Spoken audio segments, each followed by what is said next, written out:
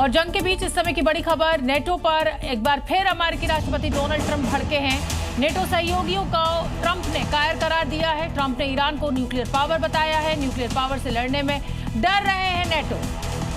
ये देखिए, अब एक बार फिर डोनाल्ड ट्रंप जो है वो नेटो के ऊपर भड़के हैं, नेटो देशों के ऊपर, क्योंकि उन्होंने युद्ध में डोनाल्ड ट्रंप का साथ देने से इनकार कर दिया।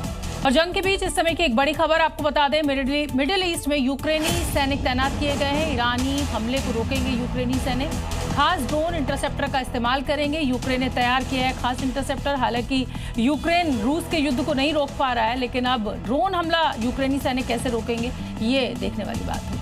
जहां एक और रणवीर सिंह स्टारर फिल्म धुरंधर 2 सिनेमाघरों में सुपरहिट नजर आ रही है, फिल्म जबरदस्त बिजनेस कर रही है, तो दूसरी तरफ फिल्म को लेकर एक सियासी बखेड़ा शुरू हो गया है। विपक्ष इसे एक प्रोपेगेंडा फिल्म बता रहा है। विपक्ष आरोप लगा रहा है कि इस फिल्म में सत्ताधारी पार्टी का महिमामंडन किया गया है। इस फिल्म के जरिए सियासी फायदा उठाने की कोशिश हो रही है।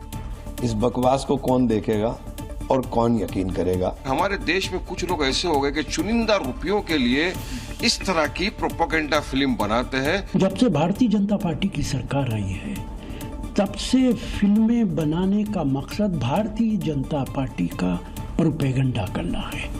हालांकि विपक्ष के इन आरोपों को बीजेपी ने बेवकूफी भरा बताया। बीजेपी ने कहा सच विपक्ष को पच नहीं रहा। भाजपा तो कोई फिल्म बनाती नहीं है, फिल्म को भारतीय पसंद कर रहे हैं। जो सत्य है एक रूप से उसकी एक काल्पनिक कहानी उन्होंने बनाई है और दिखा रहे हैं। धुरंधर 2 फिल्म को लेकर इस सियासी बखेड़े के बीच सवाल यह है कि सेंसर बोर्ड से पास होने के बावजूद विवाद क्यों हो रहा है। क्या फिल्म एजेंडे से प्रभावित है या फिर फिल्मों का सियासी विरोध करना फैशन बन गया है? उत्तर प्रदेश के नोएडा में गैस सिलेंडर की किल्लत को लेकर लोगों का गुस्सा एक बार फिर सड़क पर दिखाई दिया। नाराज लोगों ने ई रिक्शा पर गैस सिलेंडर रखकर विरोध प्रदर्शन किया और रास्ता भी जाम कर दिया। नोएडा में गैस सिलेंडर के संकट ने ऐसा तेवर लिया कि लोग सड़क पर उतर आए। सिलेंडर सड़क पर रखकर जाम कर दिया। सेक्टर 11 के पास इंडियन ऑयल की अथॉरिटी वाली रोड पर एक ऐसा नजारा देखने को मिला जो आम आदमी की मजबूरी और गुस्से की तस्वीर पेश कर रहा है। और फिर क्या, गुस्साए लोगों ने घरों से सिलेंडर उठाए, ई रिक्शा पर लादा और सीधे सड़क पर लाकर रख दिया। एक के बाद एक सिलेंडर बीच चौराहे पर। ट्रैफिक पूरी तरह ठप हो गया। पूरा इलाका जाम की चपेट में आ गया। देखिए, लोगों ने सिलेंडर सड़क पर रखकर जाम लगा दिया, जिससे जाम बढ़ता चला।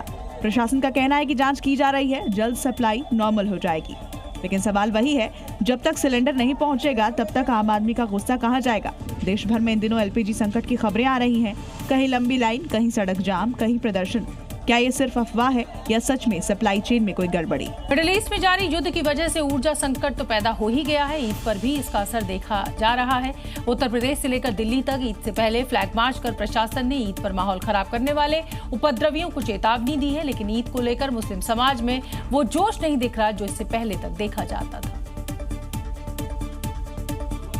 हालांकि अलविदा की नमाज के साथ ही देश अब ईद के रंग में रंग गया है और कल मीठी ईद मनाई जाएगी, जिसे देखते हुए प्रशासन की ओर से कड़ी सुरक्षा व्यवस्था की है। अब हम आपको 8 जगहों की तस्वीरें दिखा रहे हैं। दिल्ली, लखनऊ, कानपुर, प्रयागराज, मुजफ्फरनगर, अलीगढ़, फतेहपुर और रामपुर की तस्वीरें, जहां पुलिस ने फ्लैग मार्च किया।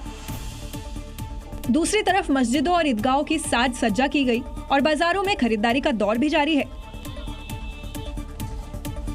लेकिन दूसरी तरफ संभल में माहौल ही बिल्कुल अलग है। ये तस्वीरें संभल की उसी विवादित जामा मस्जिद की है, क्योंकि यहाँ एएसआई ने साज सज्जा करने और लाइटिंग पर रोक लगाई है। वहीं यूपी के ही गाजियाबाद में सड़क पर नमाज पढ़ने पर पूरी तरह से रोक लगा दी गई है। ईद को लेकर व्यापक तैयारियां की गई है। खास तौर पर सुरक्षा के लिहाज से काफी महत्वपूर्ण हो जाता है कि लोग सड़कों पे नमाज अदा करते हैं, जिसे लेकर पुलिस तमाम मस्जिद कमेटी और अमन कमेटी के साथ मीटिंग तय की है कि लोग शिफ्टों में नमाज अदा करें। एक तरफ खाड़ी के देशों में जंग, तो दूसरी तरफ सुरक्षा वाले कई नियम। ऐसे में ईद का जोश कहीं गायब सा नजर आ रहा है।